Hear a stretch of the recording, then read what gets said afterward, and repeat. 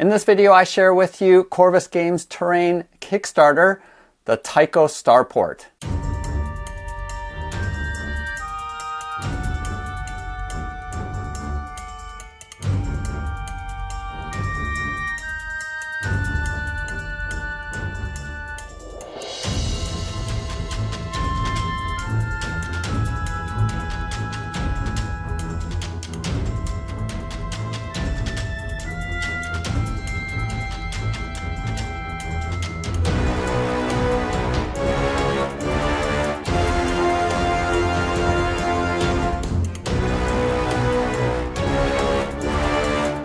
But before we get into today's video, let me just share with you what the GGGG is for this month.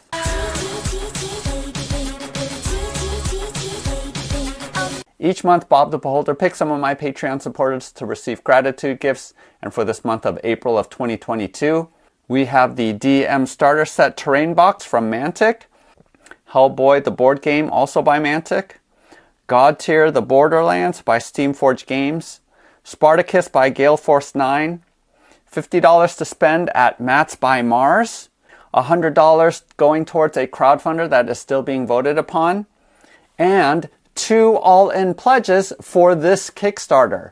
If you want to get in on that, go ahead and use my link below to go to my Patreon page and you can get all of the details there. This video is broken up into various sections where I talk about this set first, and then we will go over to the computer and I will walk you through the various options for the Kickstarter campaign that is going to end at the beginning of May. And then finally, I do have a painting tutorial. Use the timestamps below if you want to skip to any of the various sections. I've actually made a couple of videos regarding Corvus Games Terrain, and if you want to check those out, go ahead and click here. I made some HAB units for Sci Fi games and used some of their modern terrain for printing out buildings for Marvel Crisis Protocol. And I ran across this Kickstarter before it launched and reached out to Steven because I was super interested in checking this out and doing a review video. So he did send me the files, and just a quick note that he did modify some of the files since I printed out the preview version.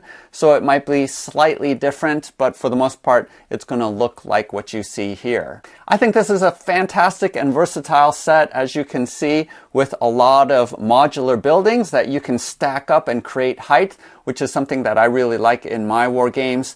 And this would be perfect for sci-fi games like Star Breach, Stargrave, one-page rules, and even mass army battles if you wanted to do that as well. But as you can see here, I have densely populated my board, and that is ideal for some of my skirmish games. Even though you do have a lot of these block buildings, there also is a lot of gantry and open areas because I like having line of sight through some of these buildings, which is really cool. And I also like all of the bridges that Steven has made available. One thing I really like is that these walkways can accommodate 40mm wide bases, which is really important with a lot of my games. These barriers also at the top provide some cover to the units, so that's a great option. They are removable, so you don't have to have them. But this system is super easy. And they do have slots here at the bottom that make it easy for them to stack on top of each other without falling off. And all of the rooftops also are removable as well, so that you can access doors or the interiors. Again, I don't really paint the interiors that much because I don't stick a lot of my models inside of buildings. They function primarily as obscuring line of sight. But if getting inside of buildings is part of your game system, that's really accessible with the system that Steven has come out with. One of the great things that I also appreciate about this is there are a bunch of signs. And so I painted up these signs that are easily removable and attachable to any of the corners of the buildings, as well as these printable signs up here. So I really hope that that stretch goal is unlocked because, as you can see, it makes creating these signs super versatile, and you can swap them out because these pull out of all of these holders, as well as even the larger sizes. And I also made a custom one here that says Gaming Geek, and I'll show that during the painting tutorial, how you can use Microsoft 3D Builder in order to create your own signs just like that. Oftentimes with a lot of other sci-fi terrain, I have to go find the signs and try to adapt them to the size, but here it's going to be great because you can just print it out on your printer, cut it out, and glue it on, and it looks fantastic. And I really like these kiosks because they add a lot of variety, and you can create them with advertisements on the sides like you see here, or with various signs that can be attached to them. So that's a really neat terrain feature that I like. Because you can stack them and because they're somewhat standardized, you are able to just create sort of the board that you want. And in games like Necromunda, where you do have a lot of height, I think this is perfect for something like that as well. Now you might be asking, Bum, you have a ton of sci-fi terrain. Why did you go through the trouble of printing out this much terrain for this review video? And the answer is because this set is built on a 3" by 3" system. Not only is the footprint 3" by 3", but also the height is also 3 inches as well. And this fits perfectly with the game Deadzone. Because Deadzone doesn't use a measuring system, it has a 3" by 3" grid system, also regarding height as well. This actually will fit that game perfectly. And when I talked to Steven, he also mentioned that he wanted to create a system that also fits in with Deadzone because he really enjoys that game as well. And in my Adepticon video, I mentioned that I want to get more into Deadzone, and this is going to be perfect because as much as I like the modular terrain set that comes with Deadzone, and I think it's totally adequate, I've always been looking for an alternative with some different design features and something that I can 3D print. Especially if I'm going to have multiple tables of Deadzone going on, I want to be able to print out a lot of terrain, and this fits the bill perfectly. So I just love the fact that this terrain can be used for Deadzone, as it opens up a ton of possibilities for creating some custom boards that I necessarily wouldn't be able to do with the standard Mantic terrain. But obviously, as you can see here, you don't need to use it for Deadzone at all. You can use it for any sci-fi skirmish game, and I'm really happy with how this set turned out. I haven't even printed out most of the files, and in fact, a lot of what you see here is from the free sample pack that you can download, because those were the only files that I had for a while, so I was printing out a lot of those. But when we go over to the Kickstarter page, I'm going to show that there are tons and tons of files that are going to be available, as well as stretch goals. I really, really want the pipes. I think that will add a lot, and so I really hope that that stretch goal is unlocked as well. Make sure that you do use the links below to go to Corvus Games Terrain, where you can pick up not only a bunch of terrain that is available for a ton of different systems, but also get in on some of his previous Kickstarters that were successful as well. So let's go ahead and jump onto the computer and I'll walk you through the Kickstarter. So here we are on the Kickstarter page for Tycho Starport, and you can go ahead and watch this video on your own. But it started a little bit more than 24 hours ago, already raised close to $15,000. So this is great, 200 backers, and this project is going to end on May 5th of 2022. Let's go ahead and take a quick look at the different pledge levels. So here we have the Tycho Starport core set, and what you're getting is just the core buildings without all of the other types of buildings. So there's basically 3 different sets that we have here. That's going to be 30 euros or about 33 US dollars for just the core set. I think it's a much better deal just to go with the all-in. Here we have just the shop district, and that's going to be about $50 US. And then the industrial district as well is also $50 US. So if you were to buy those separately, that would be about 133 US dollars. So clearly it is way cheaper just to do the all-in for half that price. At $60 US or 55 euros, you're going to get all 3 sets.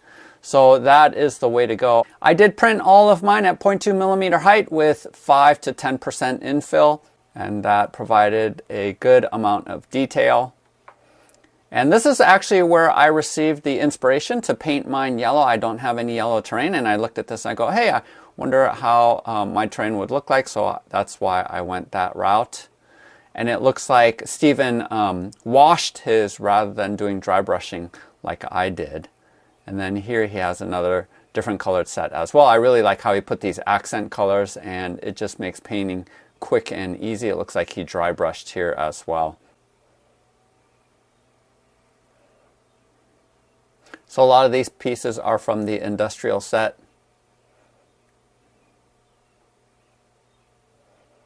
This shows basically how you can stack them and the different shapes and sizes. Here's the specific sizes for all of the different shapes and sizes.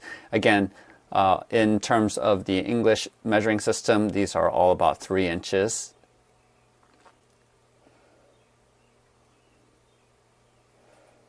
And just more pictures that you can take a look at. I really like these signs. I think they're great. And in this printout, there are a couple of smaller posters and things like that that you can glue onto the walls if you want to do that. Here it's describing the different pledge levels. So this is the core set, and this is where the sample free downloadable print files are coming from. 3 of these buildings, different sizes. So definitely print those out if you want a sampling. But again, I think the core set is fine, where you got the single cubes, the double wide, the L-shaped, and then the quad cubes. All these different doors that you can print out. And then here is the shop district, which includes the kiosks, these different styles of single cubes, the double cubes that are available here, again, different style from the core set. And then these I think are super cool, the half cube kiosks. You can also put a roof on that's also half cube as well. You don't have to use these full 3-inch by 3-inch roofs. These billboards are really awesome. So if you want the billboards, you do have to get the shop district in order to get them.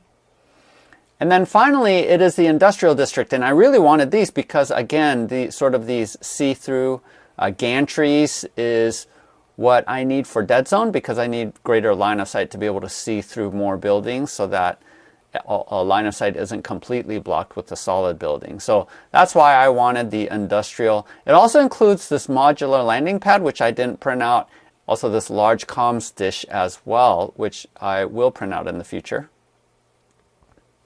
And then here is the all-in. So I mean, look at this. 55 euros, it's 45 euros just for one of them. So just for 10 euros more, you're going to get everything. So yeah, I think this is really the way to go. Let's see how many people actually just did the core. Just one backer. Yeah, one backer did the core. 5 backers for the shop district. 1 backer for industrial, right? So yeah, everyone is getting this. 163 backers is getting the all-in. And the all-in is the GGGG for this month. There's going to be 2 of them, so 2 Patreon supporters will be chosen to receive the all-in. And then here you can see just more pictures and different posters that you'll be able to have access to if that unlocks. And then just a bunch of different configurations. And this is where I see the pipes. Really want that to be unlocked because I want to include pipes in my build as well. Here are the free samples, so go ahead and download and try printing these out. You'll see that they print without supports. Super easy to print. And stretch goals. A number of these have already been unlocked. Scatter terrain, walkways, and you get 2 different sizes of walkways. And I printed out the larger one at 40 millimeters again so that I can fit 40 millimeter bases on there. Stairs have unlocked, and then the roof barriers, which I have used a good number of them in my build. This is super cool. Extra roof types with things on top of them. So that's going to unlock soon.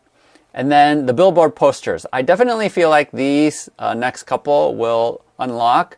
I mean, it's only been a little bit more than 24 hours, and there's already this much that has been unlocked. Really like these roof additions. I think it just creates variability for the top of your roof sections, which I would like. There's some plaza furniture. This is the one that I really, really want to unlock. So let's try to bring it across the finish line. Some extra greeblies that you can print out and stick on the side of your buildings just to vary it up more as well. And then this looks super interesting, where you can use soda cans to create a storage silo. I think in Steven's build it shows this. And then we have a couple of add-ons. So if you want street furniture, it's only 5 euros to add on these 15 scatter models. So rather than being stretch goals, you can just add these on. Here are more bases if you need bases. And then check this out. This is the gantry crane. This is a huge model. So check out the size of that. That would be super cool, and just add a ton of variety onto your board. And look at this, just stylistically for 12 euros, you're getting shipping container versions. So if you want even more variety from the base set, the core set, you can get this. I'm pretty happy with the core set, the industrial set, and the shopping set. I think that's tons of variety, but if you want even more, you can go ahead and grab these as well. And then here are some examples of other folks, influencers who receive the files, their sort of paint jobs. And hopefully my video, once it posts, will also be added.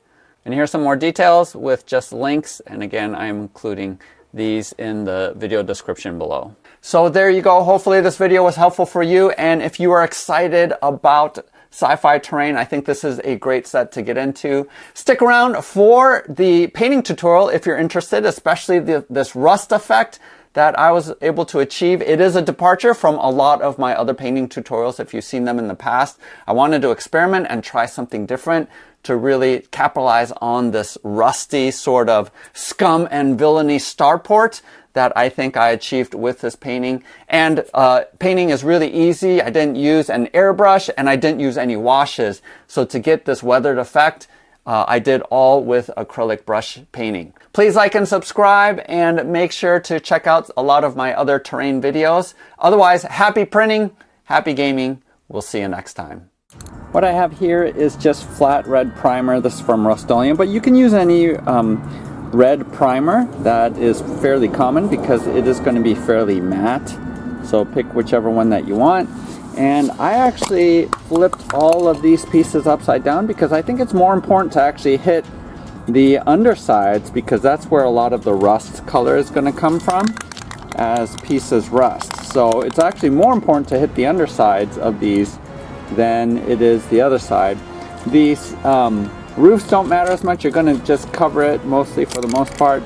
But for these pieces, you definitely want to hit the undersides. And you don't have to be like super consistent with everything, but you do want to cover it enough so that you can get paint on it. So just hit it from all sides, and I just rotate over. And I do a little bit of the insides, but I'm not super concerned because you're not going to see a lot of that. Just go ahead and hit all of the rooftops. Fairly easy to do. And flip all the pieces once you're done hitting it from one side so that you're getting all of the pieces from every side. Alright, so you're going to want to grab, I think Marigold is the color from Deco Art Americana. This is in Michael's or in Hobby Lobby here in the United States.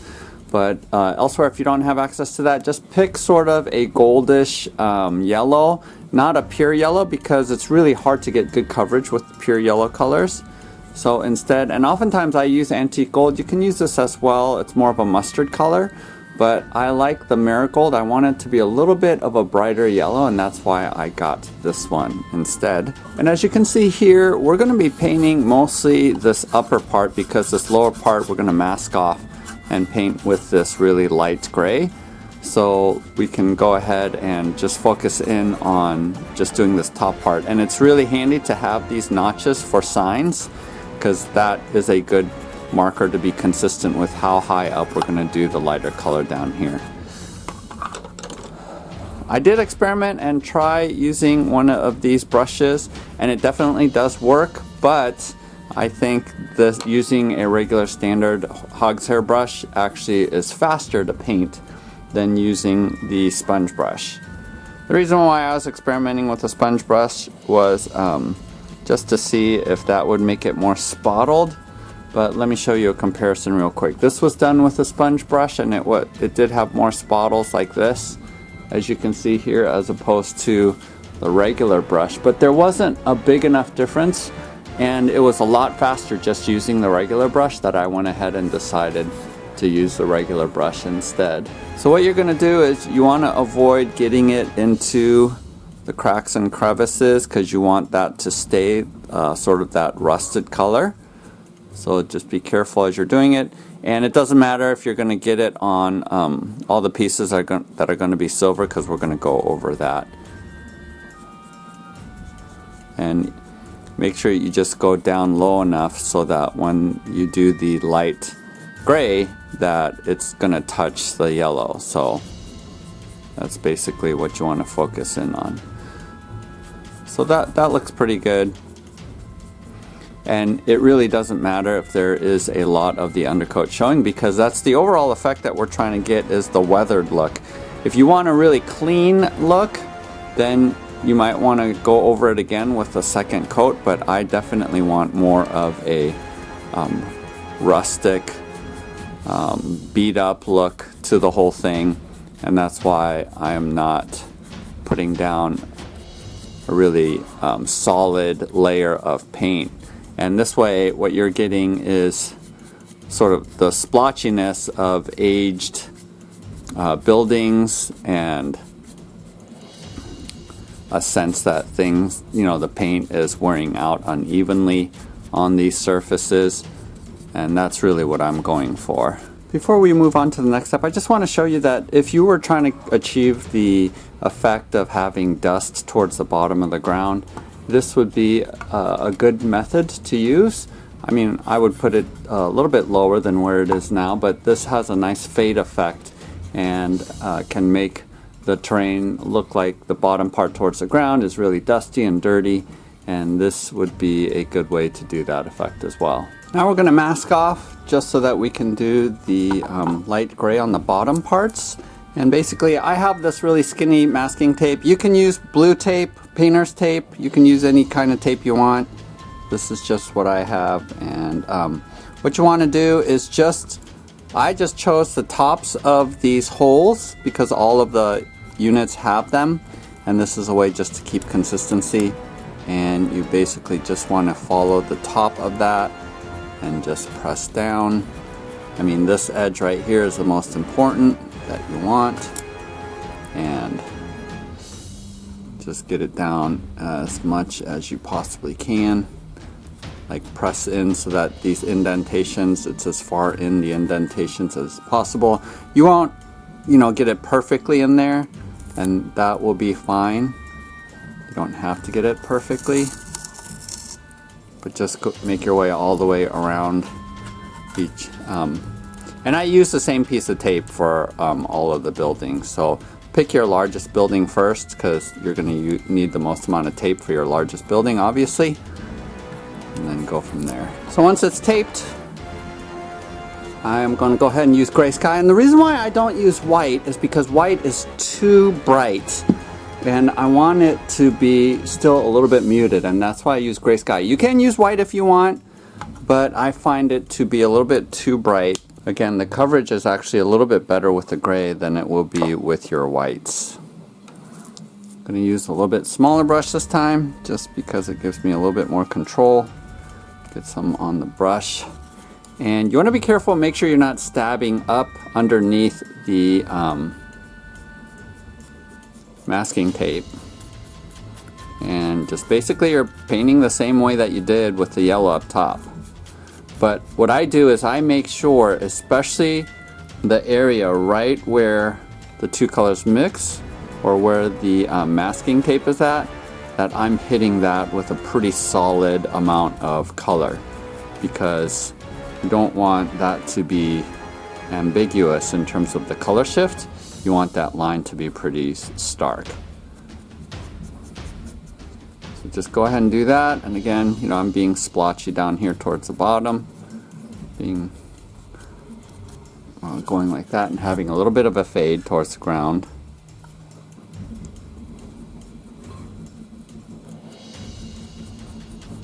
That is what you're going for.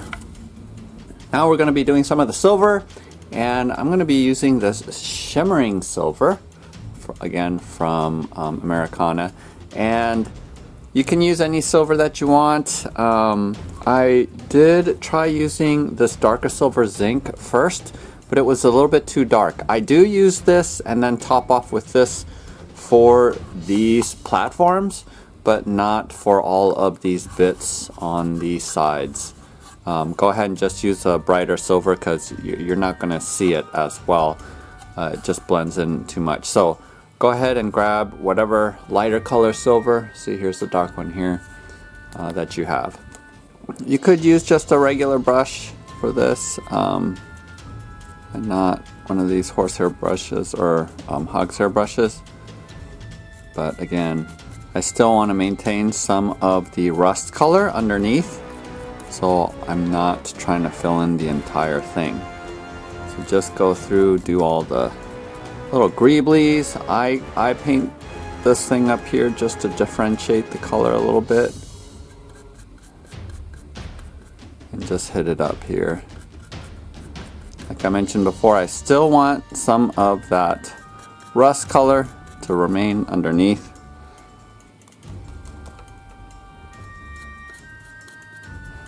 Then I do all the stills as well.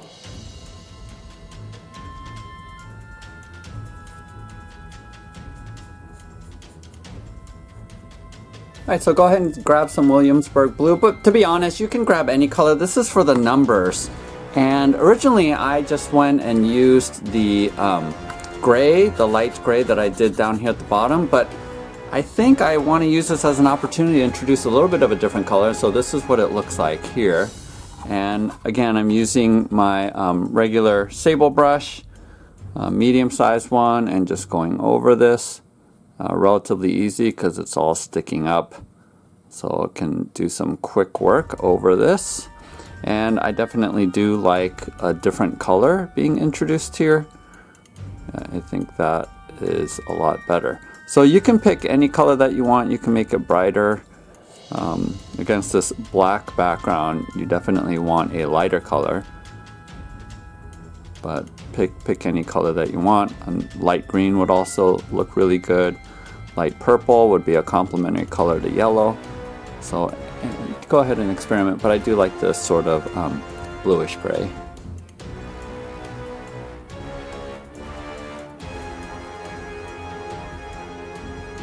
Alright, I'm using this zinc, this darker silver, because I think just doing one coat of lighter silver doesn't look as good.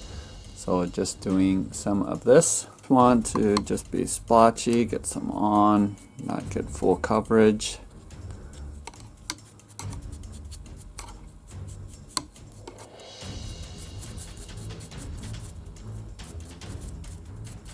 So see how uneven it is? That's really what you're going for.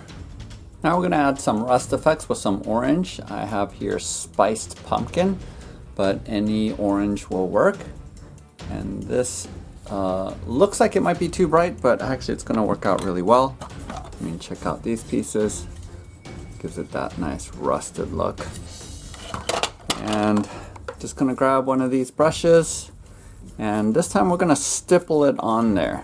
So after grabbing some paint on the brush, just going to sort of stab at just random places. And I tend to focus it more on the places that are less silver and more with a rusty red undercoating through it. And I know it looks pretty bright, but in some spots feel free to lessen it a little bit by dragging it out and brushing a little bit like that if you feel like it's a little too strong. For the most part, just place it where you want, and you don't want to put it on evenly. Let's see how it is splotchy and only in a couple of different spots where you think it might be more rusty. You can sort of pick random spaces. And then I'm also going to hit up this section too.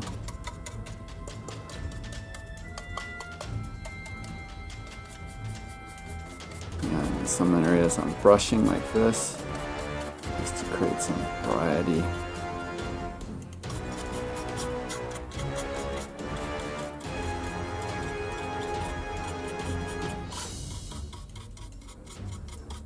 Like so. And then you can go back, you want to speckle it a little. Like that.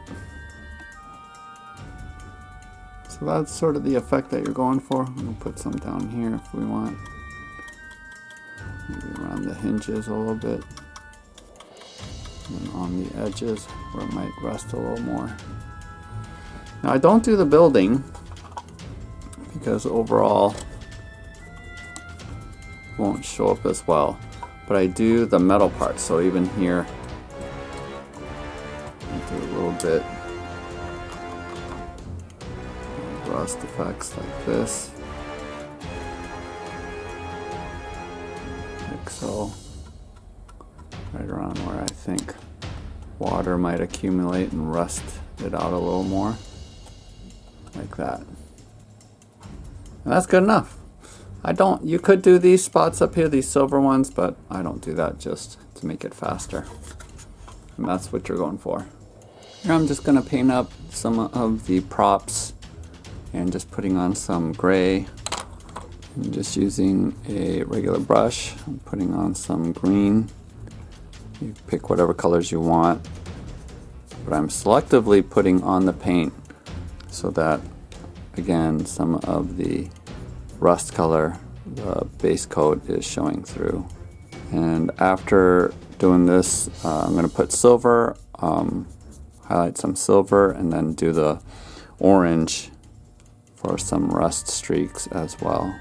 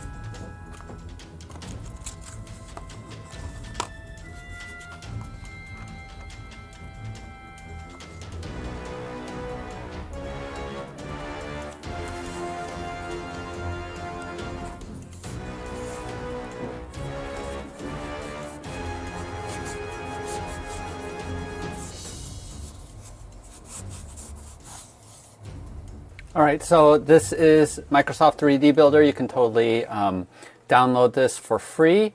And once you download it, you can go ahead and pull in any of the blank sign files. And I'm just gonna be using the smaller one here. Super easy, just go to the edit and go to emboss. Click on the emboss, and I already have this all figured out here, but the way that you use this menu up top is to go ahead and I think typically this just says ABC and is typically in a different font, but you can pick whatever font you want. You know, I could have picked this. I don't remember what the default font is, and you can also size it the way that you want by coming down here. It's already at sizing, and you can pull any of these arrows to make it bigger or smaller. Also, you can, once you get down here onto the side, you can drag this up and down in terms of how high you want it. And you can actually make it inverse and go into the piece to carve out something on the inside to make it negative. But this way it will pull it up and create letters that are three-dimensional. Typically it is also beveled, which creates a beveled edge. Here, let me show you what that looks like. See how it is sort of beveled? It's not straight up and down. I turn that feature off, so just hit Control-Z to undo. Hit emboss again. And sometimes what's happening right now is because of the position of my camera, it is trying to emboss the side here. So go ahead and hit cancel. And if that happens, just come up top like this and hit emboss again, and it will hit this plane. So go ahead and do whatever text that you want up here.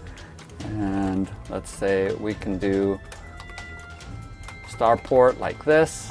So any lettering, and pick whichever font that you want. And you might need to download a font pack if you want to.